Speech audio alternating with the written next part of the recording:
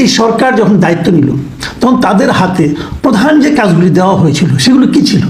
Immediate যে কাজটা ছিল সেটা হলো আন্দোলনে যারা শহীদ হয়েছেন তাদেরকে সম্মানী দেওয়া, তাদেরকে সম্মান দেওয়া, তাদের পরিবারকে ভাতা দেওয়া এবং যারা আহত হয়েছেন তাদের চিকিৎসা দেওয়া। তারপরে সংস্কার করবেন, নির্বাচন করবেন, দেশ চালাবেন, এগুলো তো পরের কথা। এগুলো ছিল ইমিডিয়েট কাজ।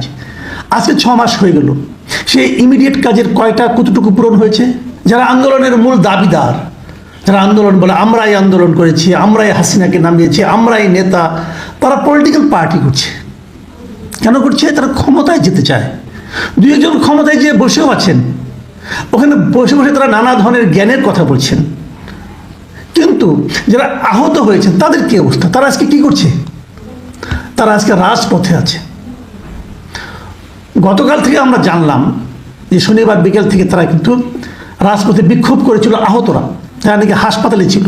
তারা সুচিকিৎসা, পুনর্বাসন, রাষ্ট্রীয় স্বীকৃতি, এই 3টার দাবিতে তারা শনিবার থেকে বিক্ষোভ করছে। তারা মিরপুর সড়ক দিনভর অবরোধ করে রেখেছে। রবিবার পুরো দিন তারা এই সড়কে ছিল। 24 ঘন্টা অবরোধের পরও তারা একজন আফসোস করে বলছিল 24 ঘন্টা হয়েছে আমরা রাস্তায় আসছি, আমাদের সঙ্গে কথা বলার একজন লোক নাই। তারা ব্যস্ত নানা কিছু নিয়ে ব্যস্ত, কেউ কেউ বিয়ে শাদী করতেছে, সেগুলি উৎসব নিয়ে ব্যস্ত। একজন বিয়ে করতেছেন, তারা এখানে সমস্ত উপদেষ্টা যে শাড়ি ধরে ছবি তুলছেন, আনন্দের খবর, আনন্দের অবস্থা।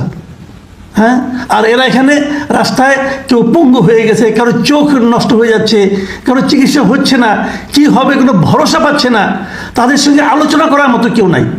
ওই বিয়ের আসর থেকে একজন এখানে আসলেও তো পারতেন, কথা বলতেন। কি করছেন আপনারা?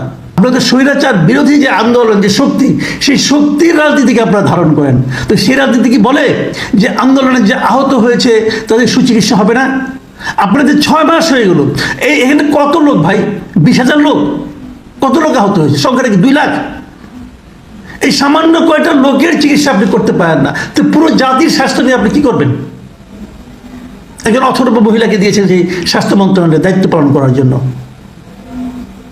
হচ্ছে নাকি দেশে? এই প্রশ্নের জবাব কে দেবে? আমি এখন একটু যারা নিহত হয়েছেন এই জুলাই আন্দোলনে, একটু তাদের কথা বলি। তারাও কিন্তু শনিবার দিন বিক্ষোভ করেছেন। তারা কোথায় করেছেন? প্রেস ক্লাবের সামনে করেছেন। তারা জানিয়েছেন যারা শহীদ হয়েছে এই জুলাই আন্দোলনে তাদের পরিবারগুলোর কোনো রকম খোঁজ খবর অন্তর্বর্তীকালীন সরকার নিচ্ছে না।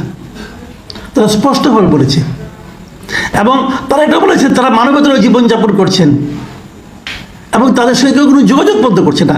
যাদের জীবনের বিনিময়ে এই সরকার ক্ষমতায় গেল, তারা কখনো চিন্তাও করেনি তারা উপদেষ্টা হবে, মন্ত্রী হবে। যাদের রক্তের বিনিময়ে তারা গেল, তাদের পরিবার সদস্যরা কেমন আছে তারা কোনো খবর নিচ্ছে না। অথচ এটা কমিটমেন্ট ছিল, এটা নিয়ে কাজ করবে এই ধরনের তারা অঙ্গীকার করেছিল, শুরু থেকেই অঙ্গীকার ছিল। সে অঙ্গীকারে কি হলো? সবাই ভুলে গেল তো তাড়াতাড়ি। তাদেরই সরকার ভুলে গেল। এই হলো আমাদের দেশ এখন, এই হলো আমাদের এই অন্তর্বর্তীকালীন রাজনৈতিক সরকার। অন্তর্বর্তীকালীন রাজনৈতিক সরকারের রাজনীতি নিয়ে আমরা কি ভাবতে পারি? কতদূর যাবে এরা? এদের মূল লক্ষ্য হলো এখন যে ঠেলে ঠুলে কতদিন ক্ষমতায় আরো থাকা যায়, তারা মনে হয় এই ধান্দা এখন আছে। এবং নির্বাচনকে কত পেছানো যায়। আপনাদের মন্ত্রীরা হেলিকপ্টারে যাবে শীত বস্ত্র বিতরণ করতে, বাহ কি আনন্দ, কি মজা। লটারিতে পাওয়া মন্ত্রিত্ব খুব মজা লাগে না? দর্শক, আমি আসলে চূড়ান্ত রকম হতাশ।